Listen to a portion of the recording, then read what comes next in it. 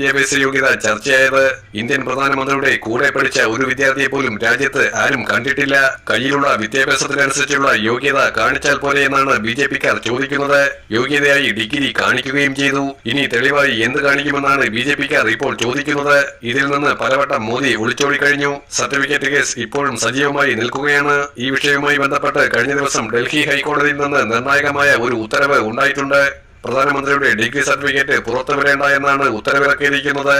ഇത് സത്യത്തിൽ മോദിക്ക് തിരിച്ചടി സമ്മാനിക്കുന്ന ഘടകമാണ്.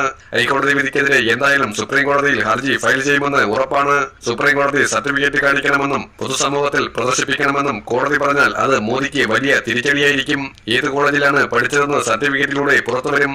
ഇത് വ്യാജമാണെന്ന് തെളിഞ്ഞാൽ പ്രധാനമന്ത്രി കുപ്പായം അഴിച്ചുവെക്കേണ്ടി വരുമെന്ന കാര്യം ഉറപ്പാണ്. 1978 എല്ലാ ബിരുദ സർട്ടിഫിക്കറ്റുകളും പരിശോധിക്കണമെന്നായിരുന്നു വിവരാവകാശ കമ്മീഷൻ ഉത്തരവിട്ടത്. ഇതിനെതിരെ ഡൽഹി സർവകലാശാലയാണ് ഹൈക്കോടതിയെ സമീപിച്ചത്.